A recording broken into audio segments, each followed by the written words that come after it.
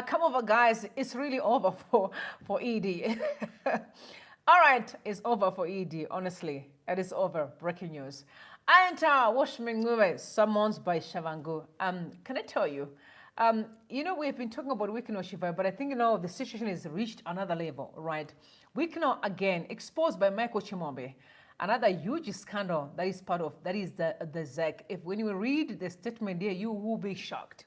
You'll be shocked. But anyway, before we move into all these details, if it's your first time to come across this channel, I'm going to ask you to subscribe and make sure that you ring the bell so that every time I'm live, you'll be notified and come through here so we can have a conversation. All right, and to my regulars, I want to send you some love and say, shout out, yo, what's up? Are you guys good? How has been your day? Come over, guys. We need to have a serious conversation. Very, very serious conversation. Just to remind you guys, you must also remember that elections, the election counting is going on right now in South Africa here. And can I tell you, ANC is leading, but very, very close to DA. People are saying that they won't make it to the 50%. I know they won't make it. And the DA, I know why DA is actually in that position because of self-delivery. As much as we say we don't want white people, guys, we can't take away the fact that they're very good at what they do. Unfortunately, they're very much accountable. But we also know why, because they've been accumulating wealth. They're not as desperate as black people. Because the moment you put most of the black people in positions, I'm not saying always, you know what I'm saying? There's a lot of corruption. We can see it. Corruption. They don't understand in building wealth. They believe in taking everything and leave everyone in poverty. Very sad. So yeah, that's where we are right now, which again is a good news for Zimbabweans, because the moment ANC fails to reach 50%, it gets into coalitions, then you know that there's pressure that's going to mount on President Mnangagwa to make sure that at least you lose grip of the power. They're not going to play. People are suffering, and everyone knows. Because ANC, ZANU-PF right now, they have been pushing, and you also know allegations are they invested a lot of money to support, ANC this election, but unfortunately, it's not going good. It's not going well for them.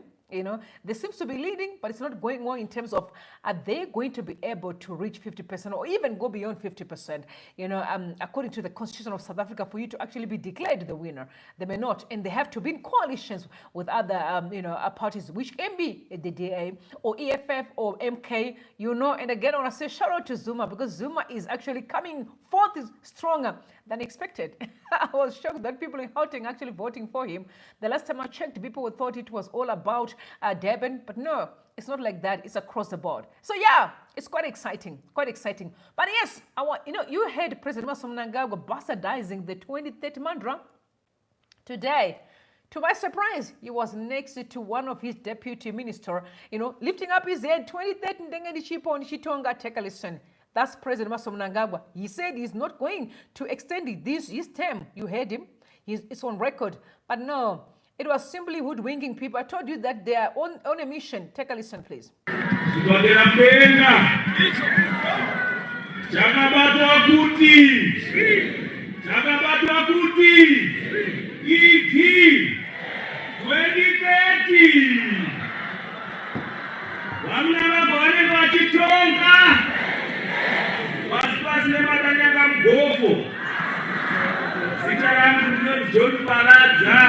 David Minister of Environment, Climate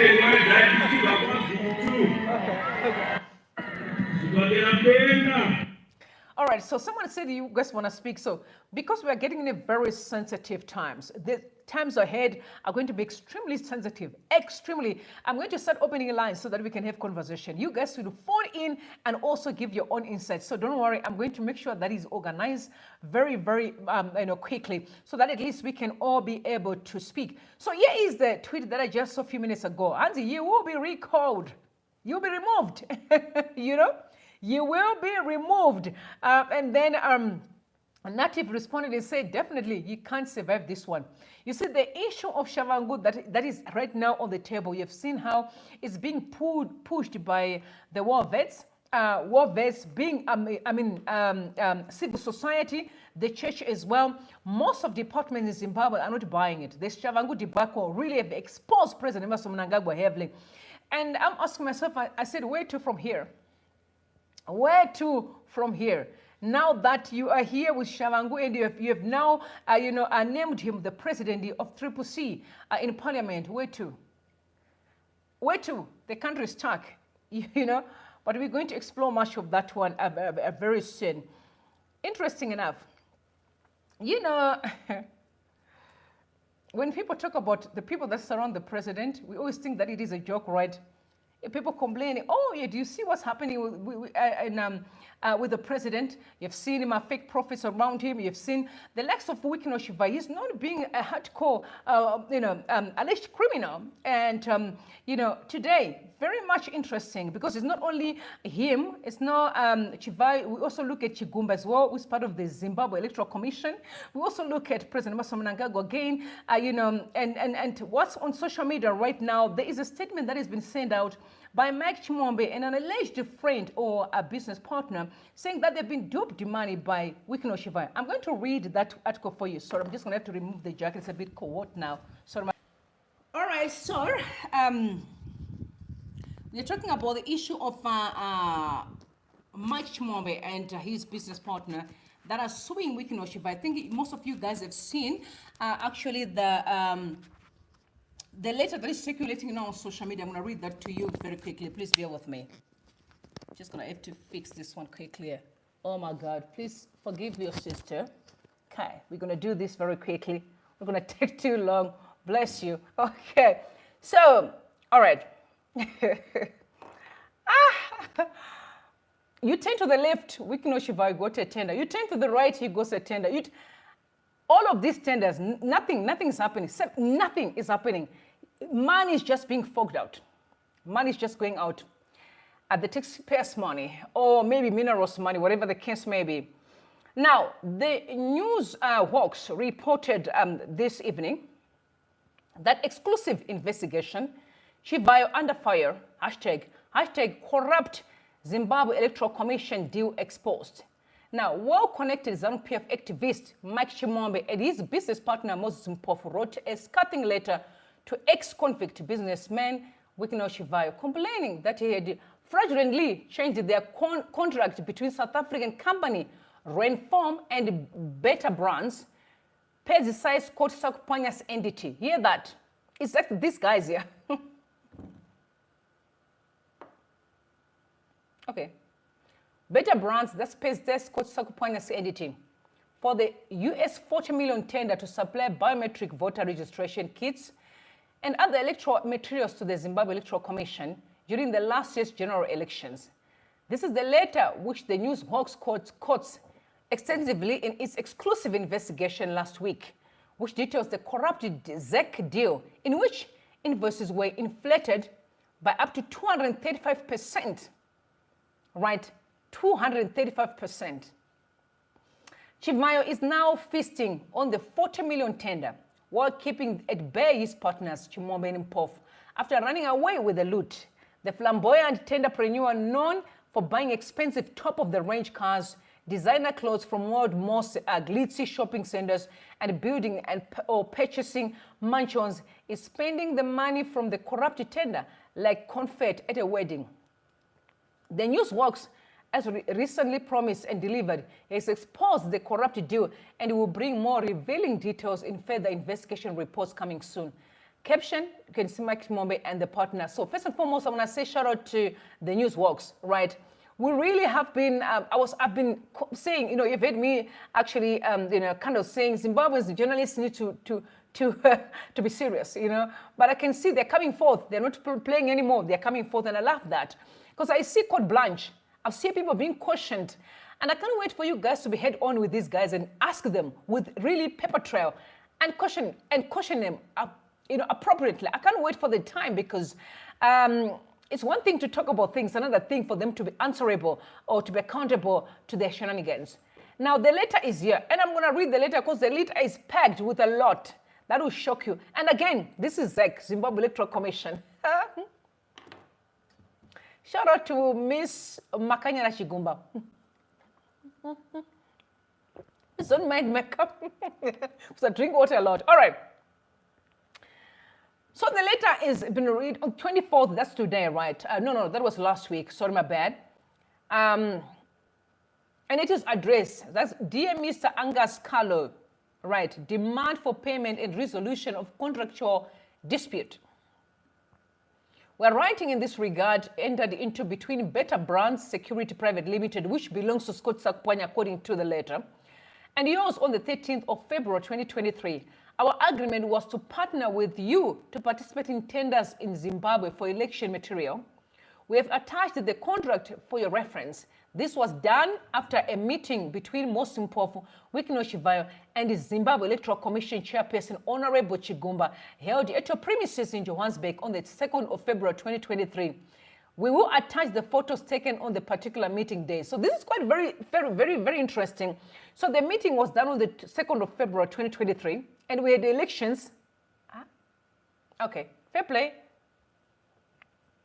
So after we signed the contract under the Better Brands, you conspired with one of our partners in the project, Mr. Wicknell, and unilaterally changed the contract to his company, Intratech.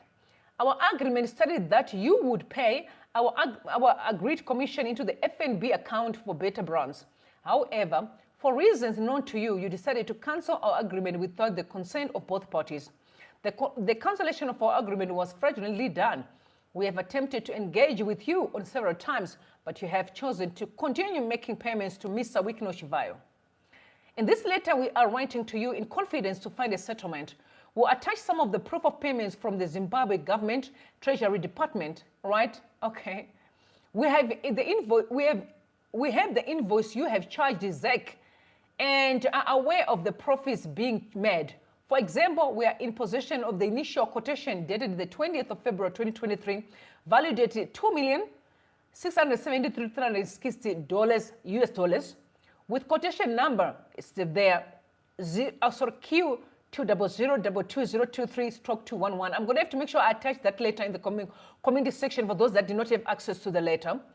Additionally, we have the subsequent quotation that you sent to ZEC, with the value inflated to about $8,964,603,080 US dollars, which is approximately 235% increment, right? So they charge you 235% increment to Zimbabwe Electoral Commission. This was never gone through the tender. It was just giving bodies after, bodies thing. We're aware that as soon as funds are received into your Standard Bank account number 0027426559, held at Southdale branch, you immediately transfer more than 66% of the money received to Wicknell Intratech bank accounts. This is clear evidence of your participation in money laundering, where you are overcharging the government of Zimbabwe and sending the overcharged money to individual accounts. This is in violation of South African's laws and international laws. Please be advised that most of the individuals involved in this money laundering are on the U.S. Office of Foreign Asset Control sanctions list. So my question is, who are these people that are on the sanction list from the U.S.? Okay, let me backtrack. So this is a violation of South African laws and international laws. Please be advised that most of the individuals involved in this money laundering, okay, are on the U.S. Office of Foreign Assets Control. And someone is going to come in and tell me that those people are billionaires, okay?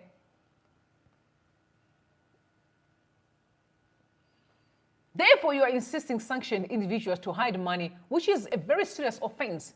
And this comes to light with the Department of the U.S. Treasury. You will be in serious trouble. The Reserve Bank of South Africa will sanction you if they become aware of your illicit activities.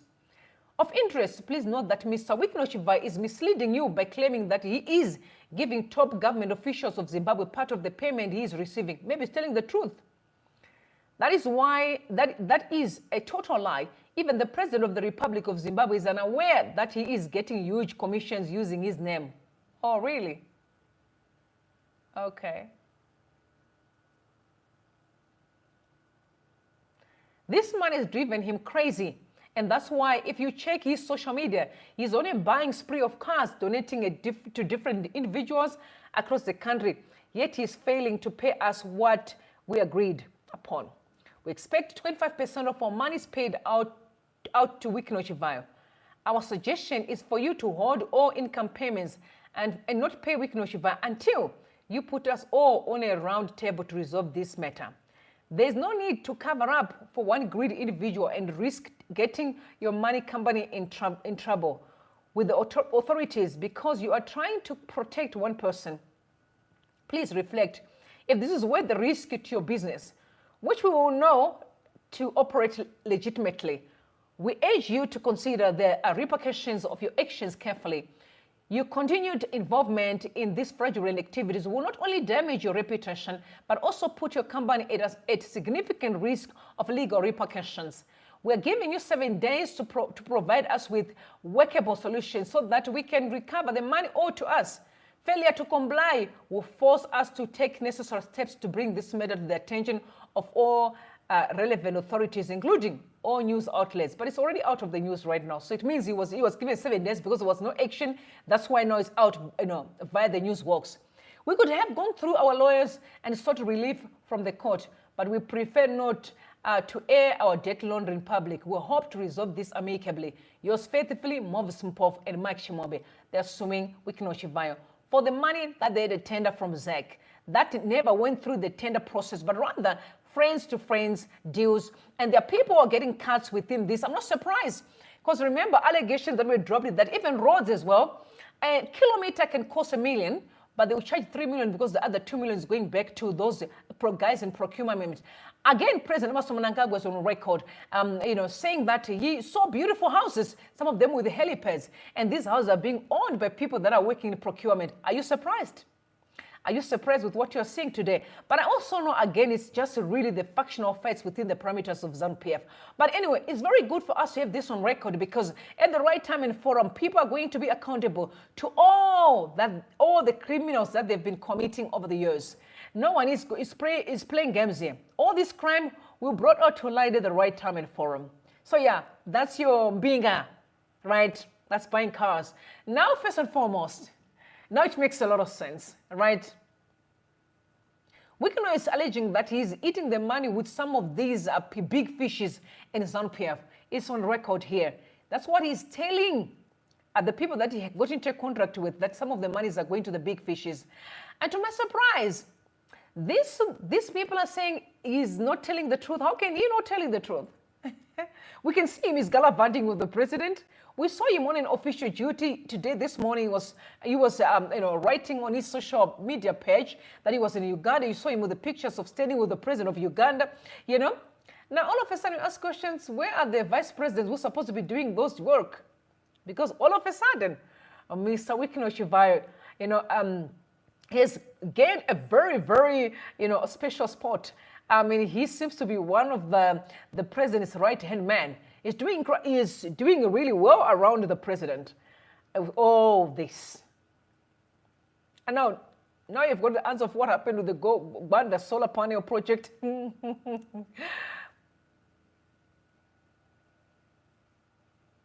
Okay, there you have it. Please, guys, I've got people nearly 400 here. Please, can you go in there and like the live so push algorithm?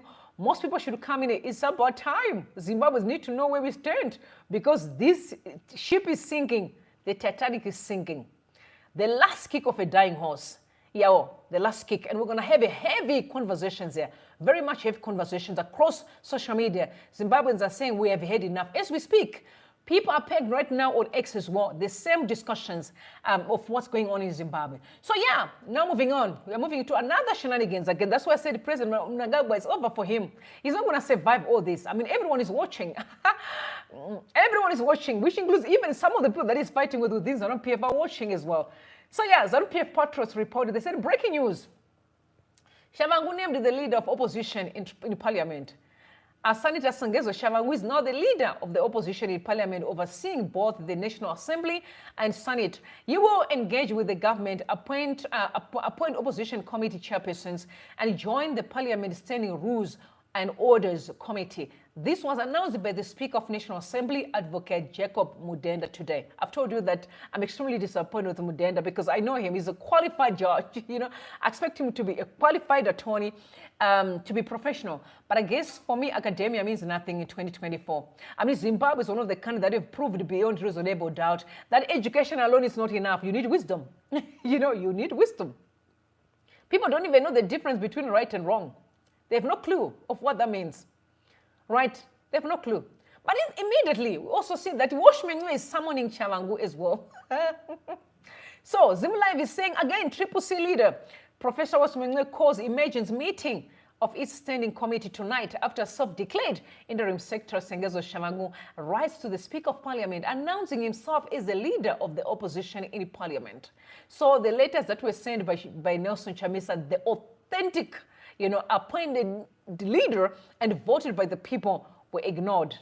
You also heard that the team of team as well have been again decimated today. But now Tshabangu and his friends have now earned these positions. I don't know who gave them the powers, but only God knows who. Again, we all know who is behind all this. The question that we're asking all of us is, where to from here? Where to from here?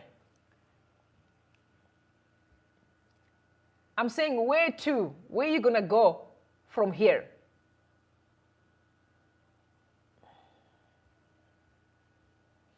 Let's look at people's reactions, please.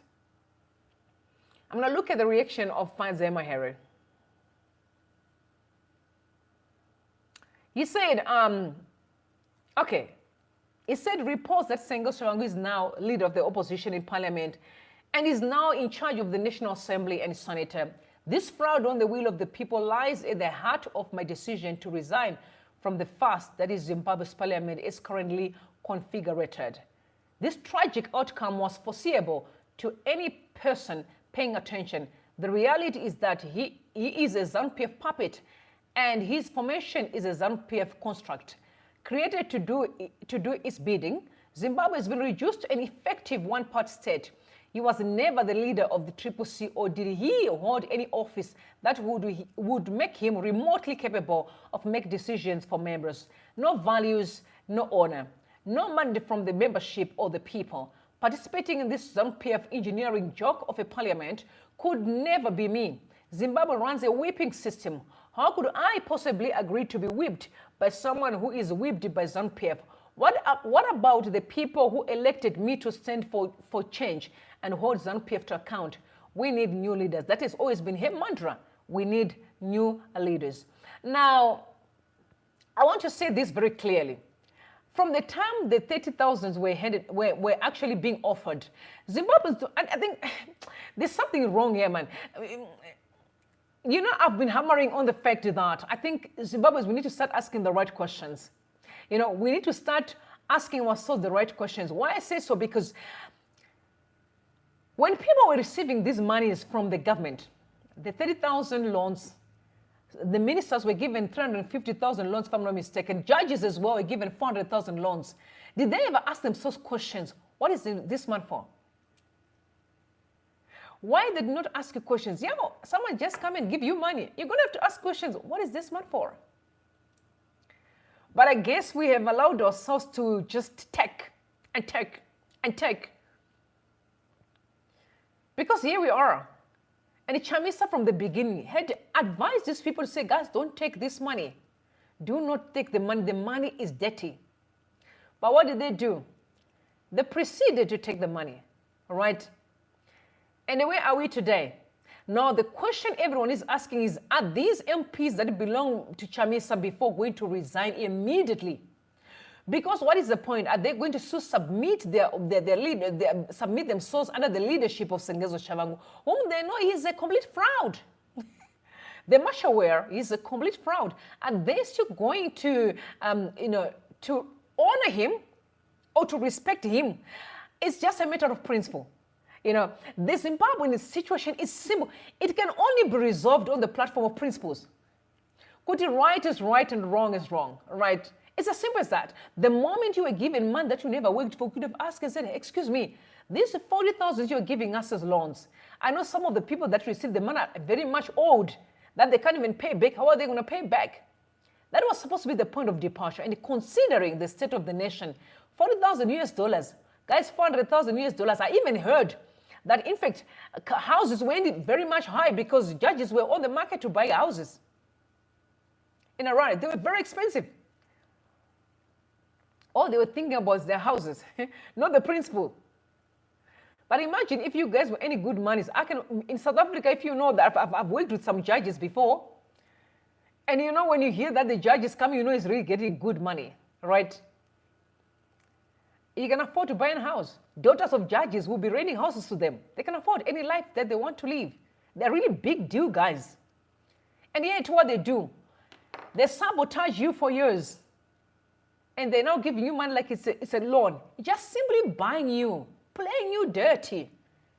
Playing you. Guys, and you don't think about your kids. You don't think about your legacy. You don't think about your future as well. You don't even think about your families, your children, some of them are not drug addicts. You don't think about important issues. You focus on trinkets. That's where the problem is. Let me tell you. And then I'm going to turn around. I'm like, no, you're going to take your academia. I don't want it. Because it's not helping. I mean, such an educated country, community, can actually fail to see what you guys are being used. You are being used. Being played. Money is coming out. You can hear. Imagine, guys, you were given 400,000. Hear me out. You were given 400,000 with judges, right? 350,000 with ministers, and the members of parliament were $30,000 US, 40,000. Sorry, am I bad? Now, look, here these deals that they're taking, but 40 million US. Because you know why? If they come back, they know that they're going to get away with it. But 5 million US. How much money was looted? Priscilla, you know the Priscilla story? The one that is being accused for the pensioners' monies, big monies. And you are being given trinkets, change. And you do all their dirty work. You endorse everything wrong while the country sinks. It's, You know, yeah, guys, life comes with a sacrifice, okay? If you ask people in the diaspora today, I can speak on behalf of the diasporans. Majority of people you see that are sending money home today, they've sacrificed their souls to get to where they are. If you didn't know people in Zimbabwe, I'm telling you now, everyone you see in the diaspora, they went through a lot before they get to where they are now. What stops you from sacrificing to have a better Zimbabwe?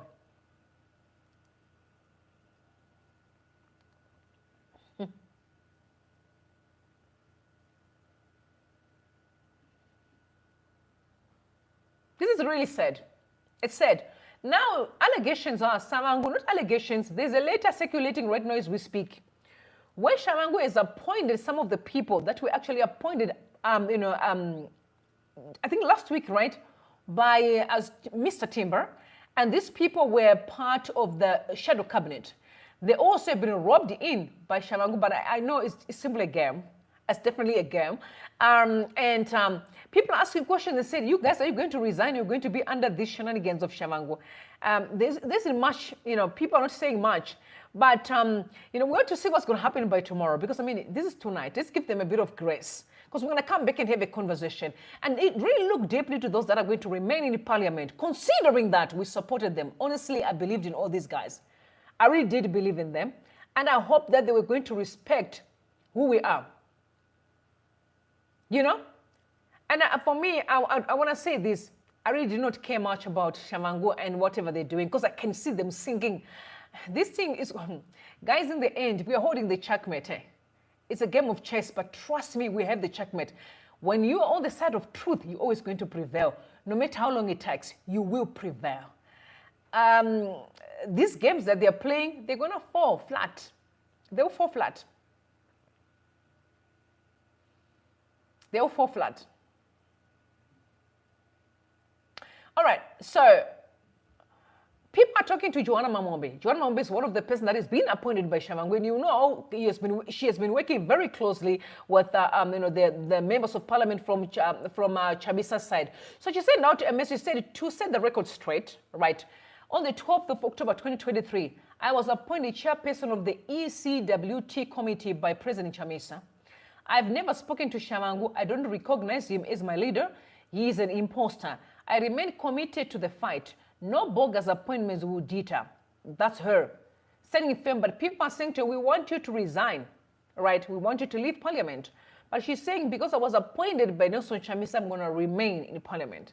But the moment you remain in Parliament, it's definitely going to be under the leadership of Sengezo Tshabangu. So are you happy to keep on, submit yourself to everything broken? Guys,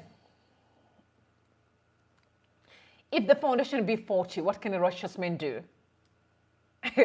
If the foundation be faulty, what can a righteous man do? What about a sinner? If the righteous man can struggle, what about a sinner? All I'm going to say to you right now, and I'm saying this honestly and adamantly, there's nothing going on in Parliament. You know why? Because the foundation is faulty. Nothing will happen. They can just go there and drink and wear suits and be dining, but in the end, it will yield absolutely nothing. You know why?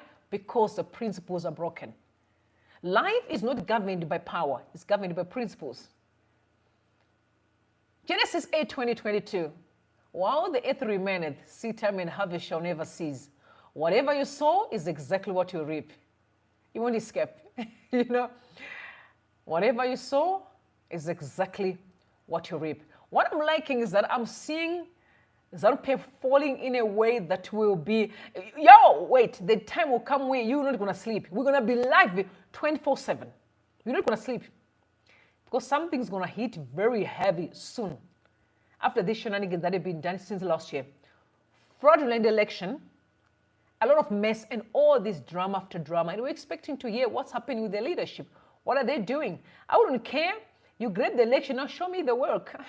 Show me the work that you're doing. No. We seem to be having drama after drama. You know why? Because they have nothing to offer except toxicity. So they spend their time looking for what to say. You know what I mean? Spending their time just creating toxicity. This is quite very sad. Very sad. But I want to say shout out to Makam and Fazia Maere for really standing up early and said, hey, we are not part of this. We want to leave this place and we can do better. You know what I mean? We really can do better. Zimbabwe. Very sad. Moving on. So Nick Mangwana is saying, he's also actually, supporting the Sengezo Tshabangu debacle.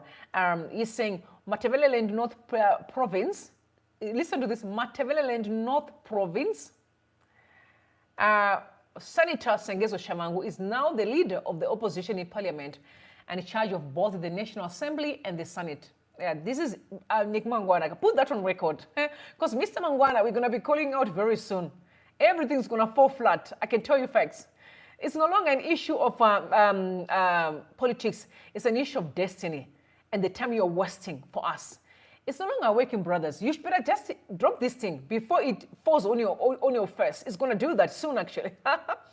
This was announced this afternoon by the Speaker of National Assembly, Advocate Jacob Mudenda, in National Assembly. So that is Nick Mangwana. And the reaction there, absolutely, yeah, people are mad. People ask, who voted for him? History will judge us. And BMF said, this is why Zimbabwe will always be a failed state with this own Stone Age politics. I agree, million times. And DJ Ola said, politics isn't a kid's game. And Latha said, so Mudenda is now the one appointing leaders of the rival party. And he's also a ZANU-PF, he's a ZANU-PF member that is known, and he's the one now that is appointing people come to Parliament and to be out of Parliament.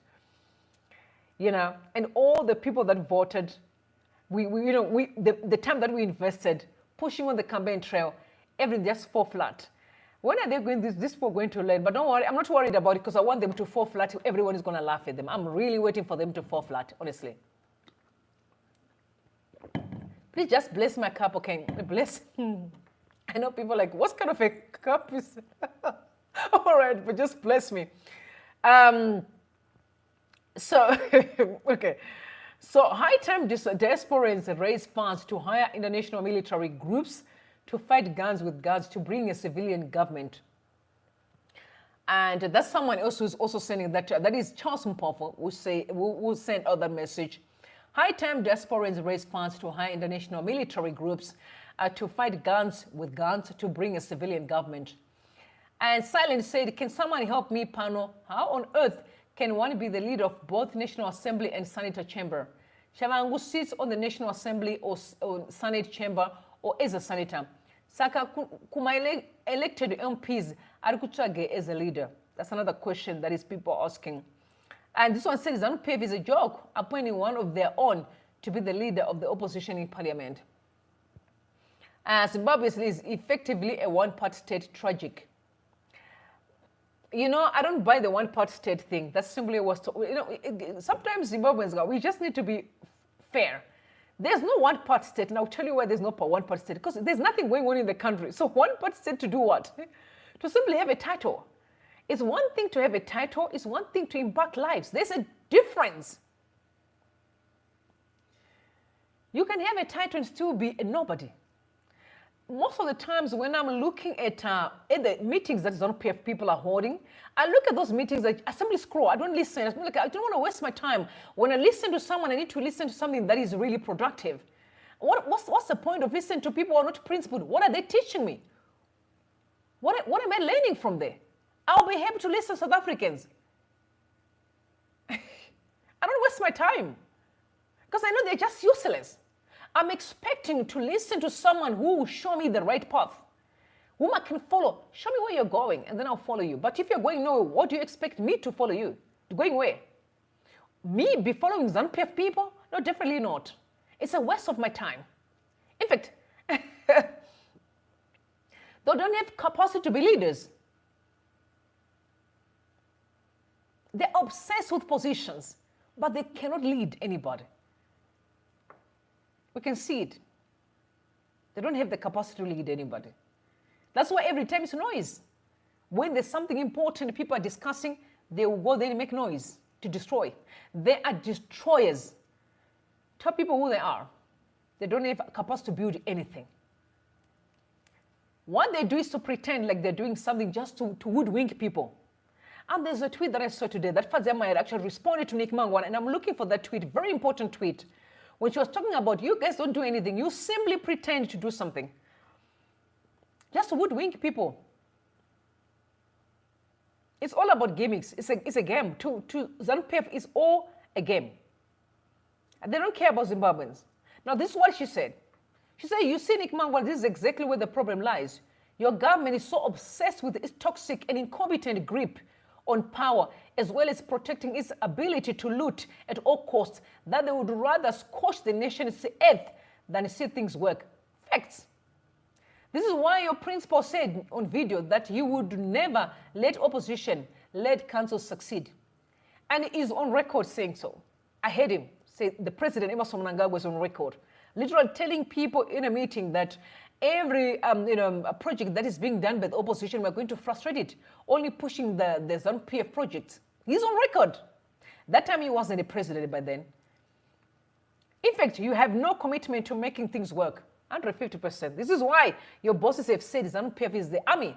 It is everything. Hence, if you are not looting, you are staging gimmicks and dodgy policies that make our lives worse. This is why you are fixated with fixing the opposition instead of fixing the comatose economy, the crippled public health system, the moribund public education system, and the dilapidated infrastructure. To set the record straight, let's go to where it truly started. Harare had the most competent mayor elected in a landslide election in 2002. Your government was terrified by the competence he brought to the table because they knew that allowing him to succeed would threaten their grip on power. Residents want self-delivery, and he made this his focus.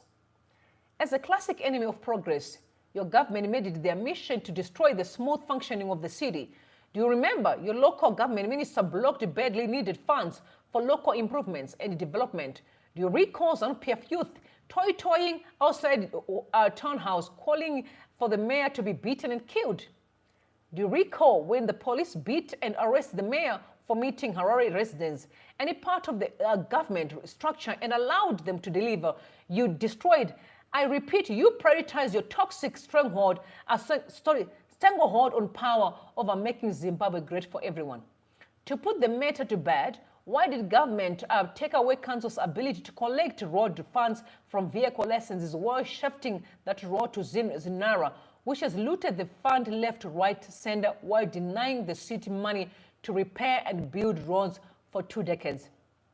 Why does central government interfere with the running of the city by blocking budget and trying to decide for council how to spend its money?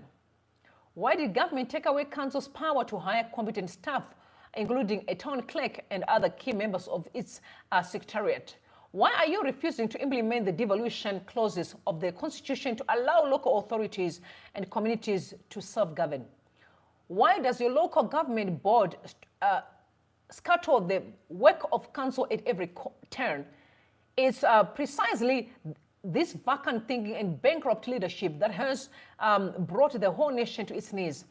And what you have done in Harare is a miscosm of how you have wrecked the rest of the country. Nothing works.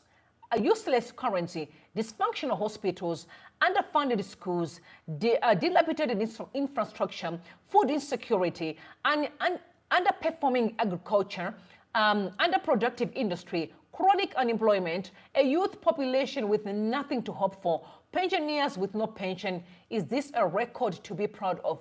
It is a mess, and again, we need new leaders.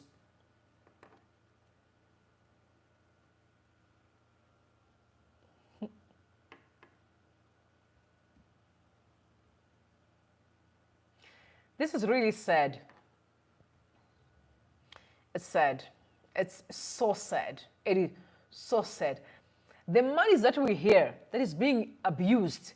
Imagine if that money could be injected in building. We could be voting ZANU-PF today and say, hey, yeah, ZANU-PF doing wow, yeah, we're going to support them. There's nothing wrong with them. But unfortunately, we can't because they are simply looting the money. Every project they pretend to be embarking on is all about looting. Nothing else. They start, they don't finish, they leave. They start something else, they leave. And how many projects have been started and they still haven't been finished? I like to talk about Mbudzi interchange. Guys, if Mbudzi is done by the end of this year, I'm going to join ZANU-PF. I say end of this year. I'm giving them more time. Remember, they said July, end of July, and we're still not there yet. I'm saying I'm going to give them up to the end of the year. If they finish the Mbudzi interchange, please, I'm going to join ZANU-PF. Bring me the regalia. I'm happy to go after to support ZANU-PF. I'm happy to do so. If Mbudzi interchange can be commissioned by the end of this year, we say July, let me give you more 6 months. I can double that.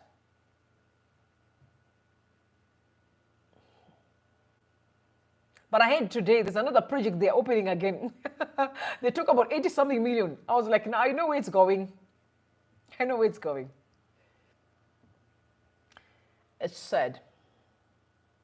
But we can see where the money is going. Everyone can see where the money is going. Everyone can see where the money is going. You know, who knew about the ZEC issue and how much money they were being quoted? 235%, 265%, 35%. They were quoted to just do ZEC work, the biometrics, and we didn't even have didn't even have, the papers, what you call it, that whatever you call it, because it doesn't make sense to me. Everything was chaotic. If you could have done, South Africa tried. They're not perfect, but they tried. At least their things are a bit in more technologically advanced. It's a shame. It is a shame. It is a shame. When are you guys going to do something and really say, I'm proud of my work? You know, have you ever done something and really be proud of yourself? And I'm expecting, ZANU-PF to do the same. When you do something and you're really proud of yourself, I've done something. I've changed life. You know, it's not about what people think about me. Are you guys really proud of your work? Are you proud of where Zimbabwe is today? Are you proud? Definitely not. But anyway, it's quite interesting. We are all excited because we can see ANC is losing. They will never cross 50%. They will never do it. It's not going to be happening. And then the question is, what's going to happen for ZANU-PF with all the money that you injected? And your influence, your toxic influence, it's not working, yeah? You transport toxicity. It doesn't work in South African context. It doesn't work. It doesn't work in a South African context, and unfortunately, it really doesn't work. They're too smarter than what you guys think. You can meet your friends and be dining Manambalula, 2, 3 people and promising each other lies. Yeah, I've known these people for years. They're too classy to do your date work. That's why they actually took block and said, hey, we write a letter to say ZANU-PF was never invited to this place. Never. Right. You were never invited to this place. It's very sad. ZANU-PF, it's going to go down being the most, disgusting, I think, cult ever on earth. As a cult, there's nothing good that comes out of these people. Absolutely nothing. Right? Absolutely nothing. Okay. All right, so we're going to move to the family life. Okay. Again, I'm going to go with Shadaya. And this Shadaya is the one that always going to drop some bombshell right there. All right, so it said that broke women are not submissive. Broke women are not submissive. All right, let's read further. All right, so a recent post encouraging men to avoid women from poor backgrounds causes a ruckus. Obviously, the women, majority of them fitting the description, were in a fit of rage. But disappointingly, some men too were angry too. They wrote essays defending their poverty-wretched girlfriends and wives, with their main point being women from poor backgrounds are submissive. Oh, wow. This is BS. That's what it says. Okay, I'm going to read this. It is. Submission should come from a place of power, not weakness. Many men confuse the dependency of their poverty-stricken girlfriends and wives as submission. This is no different from a woman who confuses the desperation of his poverty-stricken boyfriend or husband as loyalty. Okay.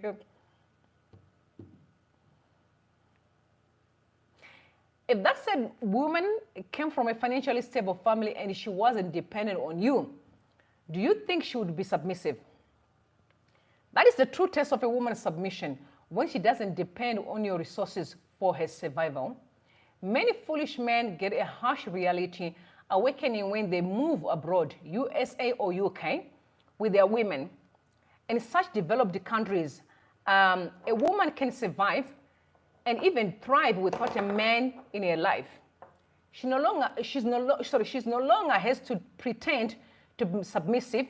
She becomes her true self. That is how these foolish men end up crying on Hide ID. My wife just changed changed ever since we moved abroad. You big fool. She never changed. She was just in a poverty-induced docility, which is why it's stupid to use poverty as a qualifying tool on what makes a good wife. Leave these poor women alone to face their battles with their own poor families. You must learn or perish. So because I know that young people get excited whenever Al Shaddai posts something, and I mean, it's a good thing, I must say, but it's just that the way he speaks is a bit more like, it's like he's talking, but I understand because I don't take things personal, okay? I know how he thinks, because considering that he's in his 30s and I'm in my 40s. Okay, I'm 41, so pretty much, I understand when a 30-something-year-old talks about a relationship, I'm like, you don't know what you're talking about, you know? Because for me, as 41, I'm like, yeah, girl, you know, yeah. I know what happens all day. I know what happens all day. Okay, let me just drink some water. All right, so before we talk about this, you're talking to a 41-year-old woman who have met men in her life, okay? High profile, middle class, you know, just meeting people and kind of talking to them. So I know how they think, and I know why they do some of the things that they do. So I don't think people marry someone because you're poor or you're rich. I think they just fall in love with the person. Most of the times, love is very tricky because you don't really, you may not be in control of your feelings. If you meet someone that you like, you may not even think about, is that, okay, bless you, is she coming from a rich family or is she coming from a poor family? I'm a firm believer that as long as you can have a very good conversation, you can also check in with the family and see what's happening. I'm always say to people, listen, I don't mind if, a man can say, hey, let me show you my parents' house, and it can take me even, from the, those rural houses. I don't have a problem with that. I don't have a problem with that at all. Do I love him? Are we good? Can we vibe? Can we build something together? Are we happy? Can we have a great conversations? Can we laugh? That's what I want. Because let me tell you, there are men out there who are filthy rich, but the most ruthless men you've never met in your life. They have no respect for women at all. You know why? Because they'll tell you, I can pick any woman that I want. Because women in power and money, they'll rather be beaten up or abused because the man just got money. The question is not, does he have money? Is, can you guys be able to actually have a relationship? So it has nothing to do with, are you rich or you're poor? It is, did you find the right person? But unfortunately, we are living in a world where mainstream media is actually influencing people negatively. That's why there are so many divorces every day. Because people are marrying for wrong reasons. You don't marry a person because she's got money, but you marry a person because she's good for you. Or does a man has a lot of money? No, you marry because it's good for you. But if you marry people for wrong reasons, there'll be consequences. It's possible to have a man with all the money in the world, and the fridge is full of food. You know, you can buy anything that you want, but that man will never be available. It's very possible. South Africans will tell you that. And that man will come after a weekend. You come the following week or after a week or something. And they'll tell you facts. I mean, they're in my body, so I know how they think. I tell you, no, I'm going to be going wherever. I want to go. I'll come back after a week. What are you going to do? And the woman will be crying there. That's why divorces are so high. It's for marrying for wrong reasons. I think you need to find a person who's ready to settle. I've always said I don't have a problem to marry at 50. If I find a man who says, girl, I've been everywhere. Now I want to settle. Yes, come and marry me. If you still want a galavant, sorry, I'm not the one for you. I don't have time for that. I'll leave you in a second like that. I don't have time, you know. So you need to find a person who's genuinely want to settle. That's number one. If you're a single person, you're looking for a husband, find a man who's ready to settle. Because men that I know in the 40s, some in the 50s, are not ready to settle. They're still galavant. They're all over the place. You know, I'm like, dude, play. You can call me when you're ready. Because I'm a wife, right? Yeah, I don't have time to galavant. I'm a wife. I'm already a wife who's ready to go. You know, you know what I'm saying? I spend my time just know how to be a wife. So I don't have time to play games. I've no time. But I'm just saying, if you want to be married, find the person who's genuinely want to marry. Then you're good to go, my baby. But otherwise, this rich, poor thing, to me, it's like it means nothing, honestly. It means nothing. You can find a man who's got a very clear vision. He may be in that position where he's simply trying to find himself. And you can see how he's committed to life. And then you can start from there. Take your time and really understand him. Get to help him, pray for him and believe in him. Encourage him. If it's a woman as well, spend your time to check what is it that your wife is good at doing and start promoting that. She's good at doing the hair. Promote her in that area. It's a gift. Is she able at maybe whatever she does, you know, promote her and help her to be better. And then start building a relationship from there, because the more you work with each other, the more you sharpen one another, the more you grow your relationship. But if you're like, you're going to find a man with everything, yeah. I know those kind of men that you're talking about. Some of them are really humble. It's fair when they played and they're tired. They're like, I just want a wife now. They become humble. But if you find them at their peak and they're like, I don't care. I can get any person that I want. And they're telling the truth, and they will get any person that they want for sure. So they're in and out, playing with women like, the chew women like bubblegums and spit anytime they want. Girl, you're going to have to get a man who wants to settle. Don't waste your time. Maybe what you can do is spend your time to become a better person. And I'm also not a person who encourages young girls to get married when they don't know what they want in life. Take your time to know what you want, okay? Work, make your own money, buy your own stuff. And it doesn't have to be too much, you know. Your own shoes, your own clothes, pay bills, pay your own rent even if it's a room. You understand the tactics of life. Because when you get to marry someone and then you are in those positions where things are not working, you're like, I've been there, man. I know how to come out of this. If you lose the job, you're like, baby, relax and chill. We'll be okay. This is why I always say that women should work as well. Because if a man is in a position where he can't provide, a woman can come in and help. And you make life easier for him. You know, at least there's food in the house, doesn't have to stress. You can be pushing his CVs there or trying other things, but at least you can be able to pay the bills. And I still believe that most of the times when people say, nobody lost a job and we are fighting and whatever. No, you did not marry the right person. I don't think I can fight with my husband because he lost the job. Maybe I have a problem with him if he doesn't do nothing afterwards. You lose the job, but you must look for another one, right? Yes. can look for another job. That's only my advice that I'll give you. Marry someone because you love them, not because they're poor. Don't marry a person out of pity. And the other thing that you must be very careful of that I've seen and I've heard many people say is outgrowing someone. Let's say you marry a person because of where they were.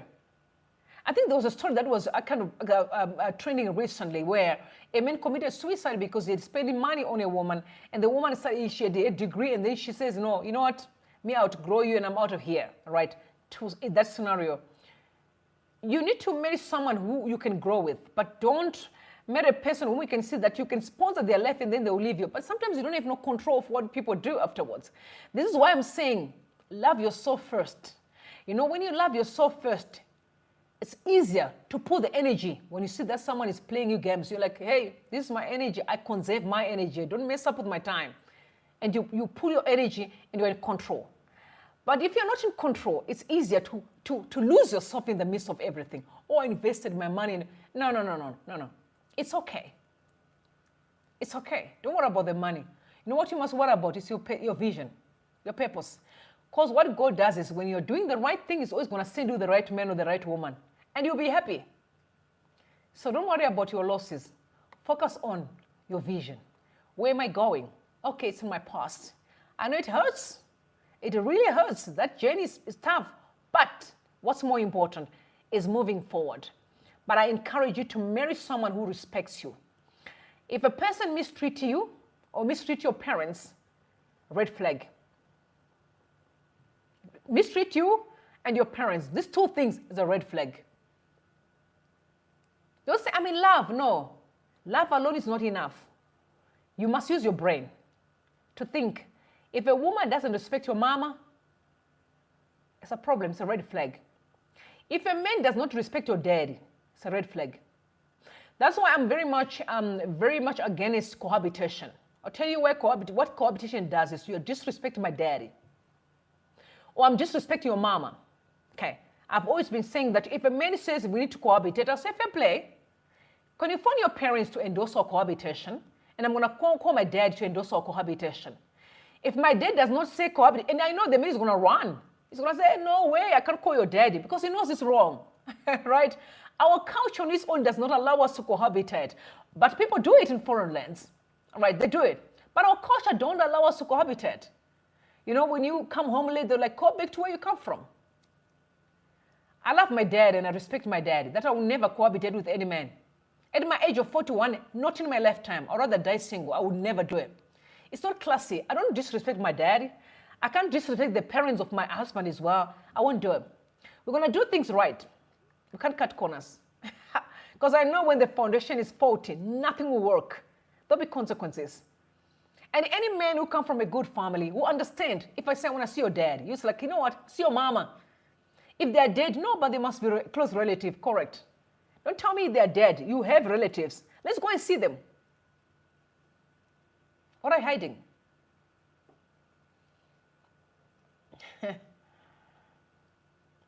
I know in 2024, some people are like, no way. And you're just going to vibe. Okay, vibe.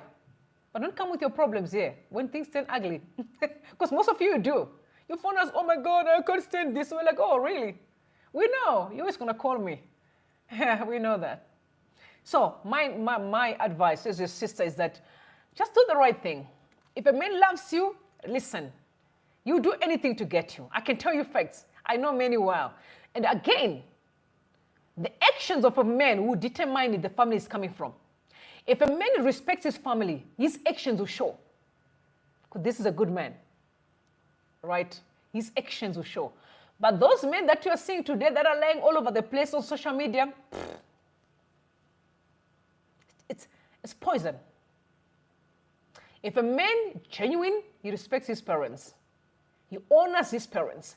The moment he does not honor his parents, girl, you must run. You need to run. He needs to go sort himself out first. All right. I love you. May God bless you and may God bless Zimbabwe. Yeah, you must sleep tight, guys. We're going to talk tomorrow. All right. Make sure that you like the live before you leave, okay? Like the live, guys. Almost 400 people. Guys, do the right thing. Like the live. Push, share the videos We must have conversations. We are heading towards a very interesting times ahead. You'll be shocked what's going to happen. Very soon something is coming up. Okay. Okay, yeah, of course, Zimbabwe, you're right. I know, I believe in you. Okay, I love you. Bless you. And bye for now.